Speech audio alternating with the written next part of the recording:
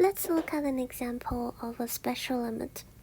We need to compute the limit as x approaches to 0 sine 3x over 5x cubed minus 4x. You might say that, well, since I have a bounded function sine 3x, can I use square theorem? Well, maybe, but we'll have a look first. If I use square theorem, I have this is in between 1 and -1.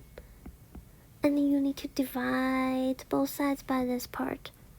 But notice that if I plug in 0 here, that's dividing by 0.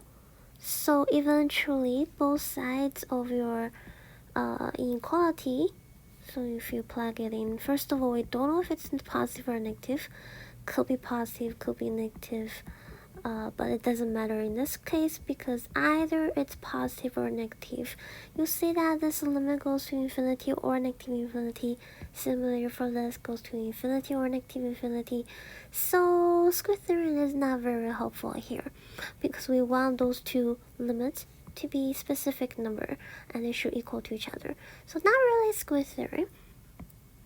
However, there is a special limit that we are familiar with which can possibly be used here.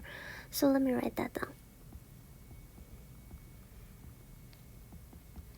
The limit as theta goes to 0 sine theta over theta equals to 1. And this is the limit that's going to be helpful in this case. Notice that my x is approaching 0. So matches with this. Top I have sine 3x sine theta. So based on this, well, I need to divide by 3x at the bottom. But I don't have 3x at the bottom. I have x.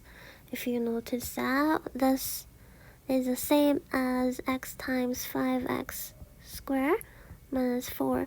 So I have x, but I'm missing a 3. If I divide by 3, then I have part of this. So, well, if that's what I need, then let's give that a try. Let's just divide by 3. So I have sine 3x over 3, which is what I tried to divide. So I have 3x. 5x squared minus 4.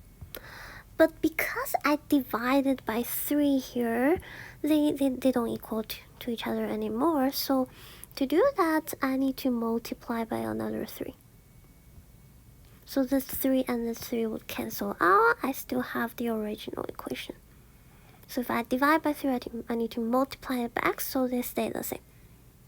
Now, let's group them together. So the highlighted part matches with a special limit, so I can group them together, and everything else will be the other parts. So let's write limit as x approaches to 0. I have sine 3x over 3x multiplied by 3 over 5x squared minus 4. Before we evaluate that, let's check if I plug in 0 on this fraction, then what's going to happen. So that's going to be 5 times 0 minus 4, which is -4 at the bottom, and then 3 over -4. So that limit actually exists, which means, well, I can separate them to two limits, or I can compute it directly. Let me just separate them into two limits to make it a better way. Because I know those two limits exist, I can write it as product of two different limits. And the first one, we know it's 1 by the special limit. And the second one is just 3 over 5 times 0 minus 4. So the whole thing will just be -3 over 4.